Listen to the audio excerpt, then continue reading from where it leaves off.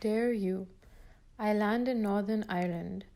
The view outside is like scenes from The Lord of the Rings, someone says.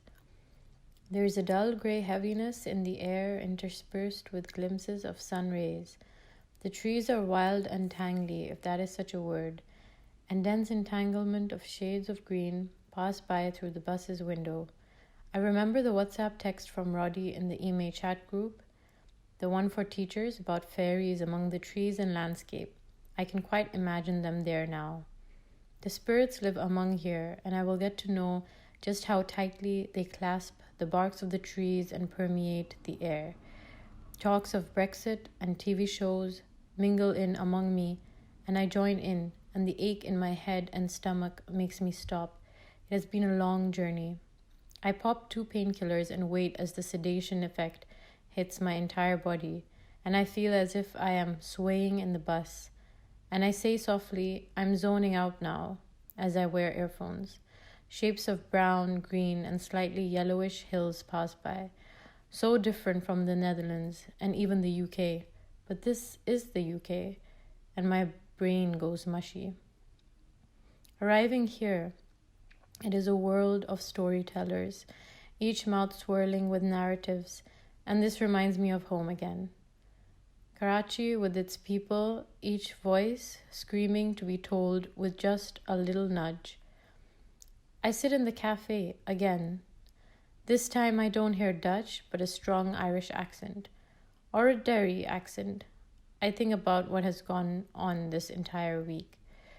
3 people from the Theatre of Witness, which was a documentary we watched, were present to narrate their experiences. What do we pass from one generation to another? Intergenerational trauma was not well known before, but it's becoming increasingly popular. A few things I remember from the video are Victoria, the girl whose daddy is an RUC officer.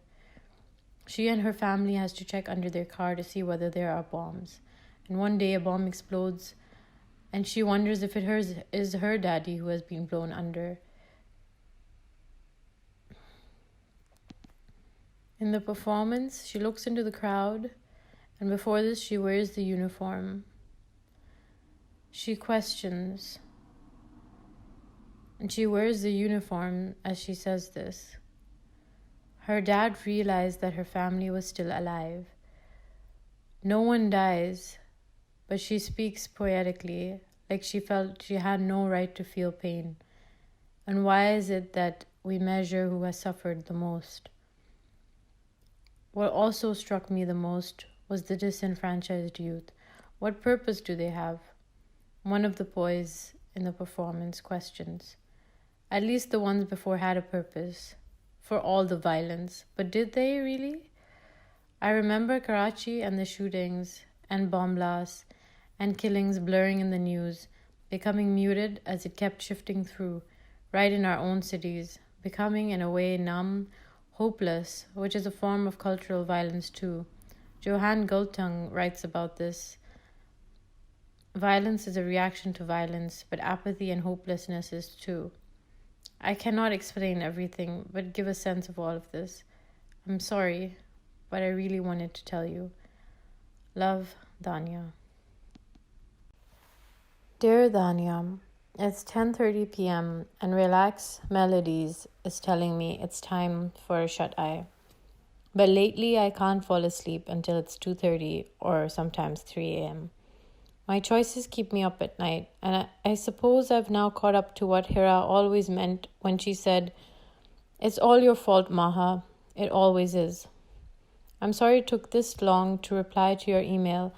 A heartbreak delayed me temporarily, but I'm back. I guess.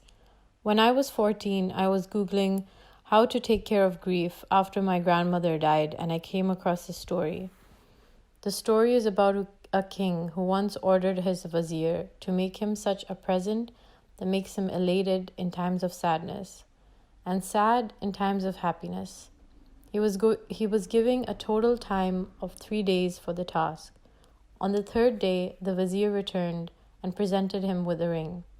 On the ring was inscribed, "This too shall pass." Needless to say, the vizier was allowed to keep his neck and hands. This letter of yours sounds colder than the one you wrote to me from Marrakesh. I don't know if it's the geography, but they do say every place has its own energy. I feel like maybe you were a little more relaxed than your time right now in Ireland. But that's okay.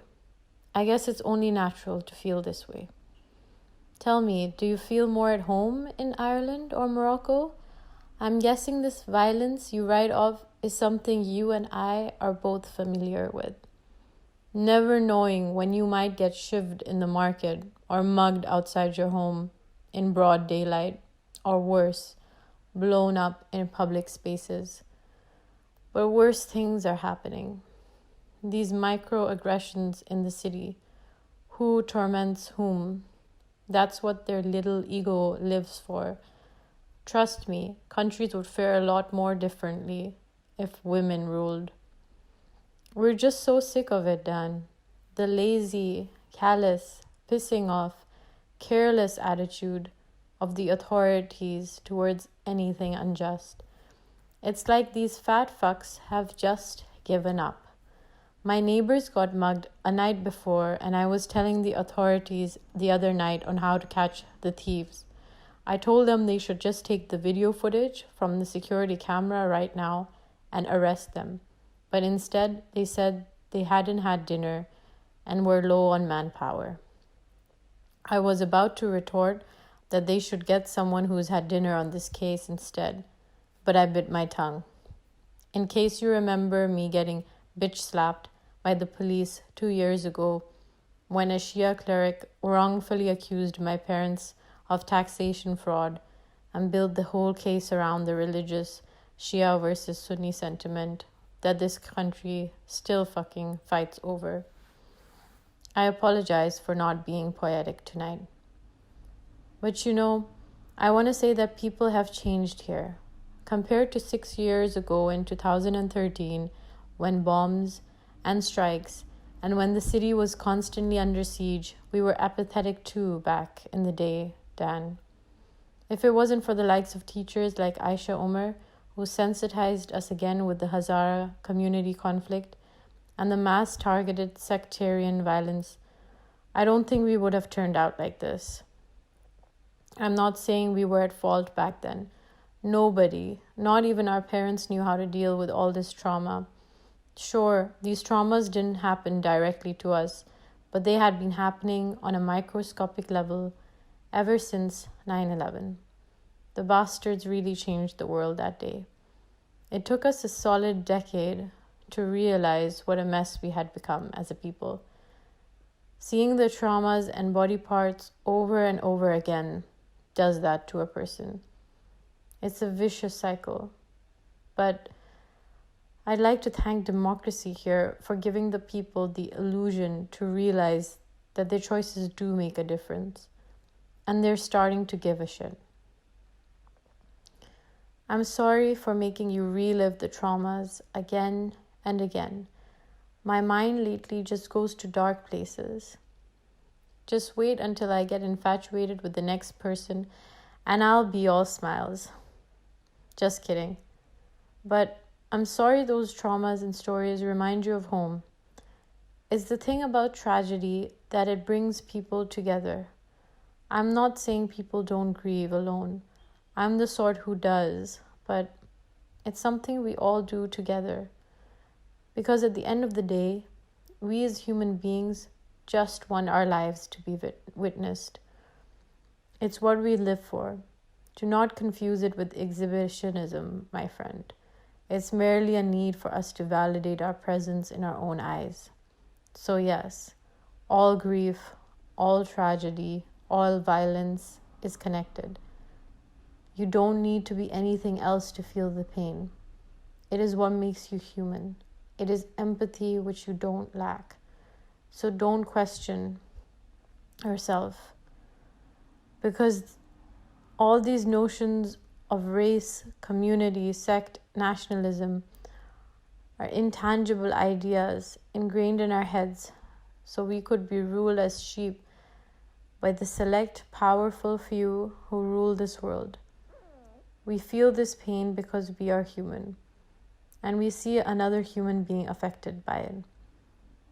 I didn't need to be white and American to understand the pain, fear, and courage it took for Christine Blasey Ford when she testified against Brett Kavanaugh last year. I just needed to be a human being to understand that. And I could relate the injustices of so many women and men I know who were raped, molested, or taken advantage of as a child. And having previously dated one whose traumas consumed her so much that I was not able to save her from her demons. It wasn't her fault.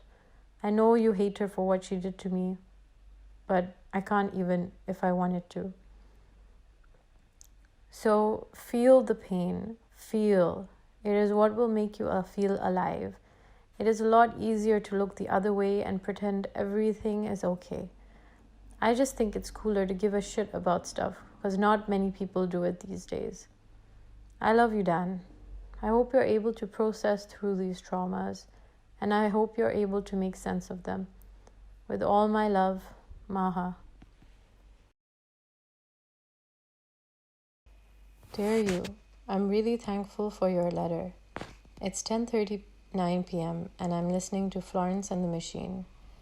It really touched me what you said about how tragedy brings people together and how we just want our lives to be witnessed. We just need to be human beings to understand. I'm afraid this almost sounds corny, but sometimes I'm too critical about what sounds corny. Sometimes raw emotion is phrased as cheesy and sentimental. But maybe we as humans just don't want to be confronted with emotions anymore. Like you said, it took us teachers like Miss Aishomer to sensitize us again. Sometimes I get stuck with how to write, but I recently read a book which was to a young writer, and he said to just keep your ass on the chair and keep writing. So here I am. I don't know what it will mean or where it leads, but I write. Yesterday, a tour guide named John showed us some areas in Derry, Catholic, or Londonderry, as the Protestants call it, and I felt a bit strange among tourists because I'm here as an artist educator, and I feel as if I know it from a non-tourist perspective, so why should I try to experience it differently? But it's good to have a different perspective. The way he guided us along was in a humorous but also serious storytelling way, and it didn't really seem rehearsed, although he does this many times on a daily basis. There was a moment that really struck me, which was when we were standing outside the Free Derry Presbyterian Church, and at a certain point, while admiring the building, he was telling us a story, and he suddenly emitted a loud bang, and we all jumped. He then imitated the voice of an old woman, distraught and helpless.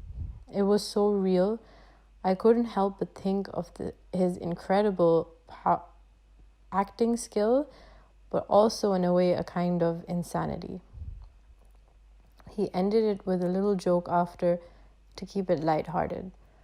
But that startling scene lingered with me for a while after I followed his backward walking footsteps, leading the way for us.